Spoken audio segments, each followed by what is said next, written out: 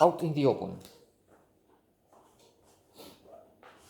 A very interesting, very good Spanish film, which becomes a horror motion picture at one point.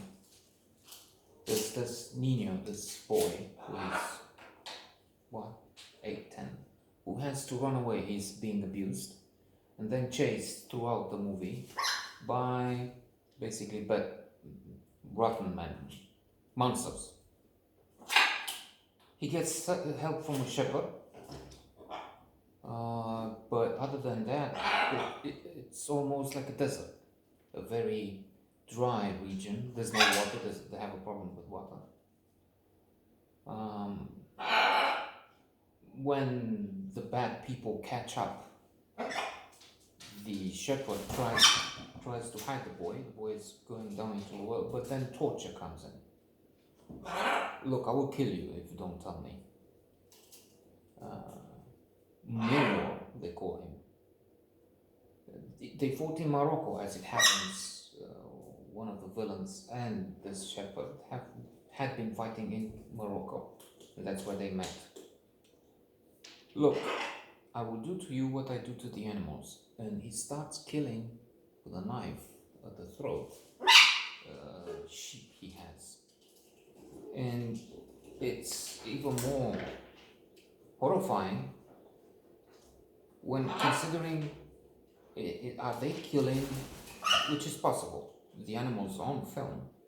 I mean, the special effects that are so good that now, and they cost less, so even independent films, the Spanish film, it hasn't had to be a Hollywood mega production to do that, to be able to afford, I guess, special effects that make it look so real. On the other hand, there's this thing I see in some places of showing reality using new techniques, advancing art, I don't know. And I'm thinking, I've read recently that Buñuel in the famous cutting of the eye scene opening, he cut the eye of a cow. But then it's not in there what I've read in The Economist. I don't even know.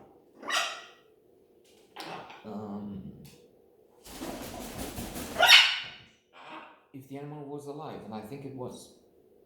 So that's very disturbing. That's absurd. And the viejo, the old man, doesn't have an old man, throws the animals one by one into the well, and in the well there's a boy hiding, and then eventually the small dog is also killed. The boy manages to come out, hiding still, gets the gun of the shepherd, and threatens the two villains. They're two. They caught the Moor, the shepherd, by the throat. The chief villain, let's say, says, "I know about slaves. I know how they do it, and you will die if they will clearly kill them." But the boy is tough, has the gun. Shepherd takes the gun. He kills the viejo, kicks the other villain, who is going back to an even higher up bad guy who's controlling the operation, the abuser in chief, if you will. And then they will meet again for a final showdown, sort of a Western type situation with guns. True, they have not the pistols, and two of them.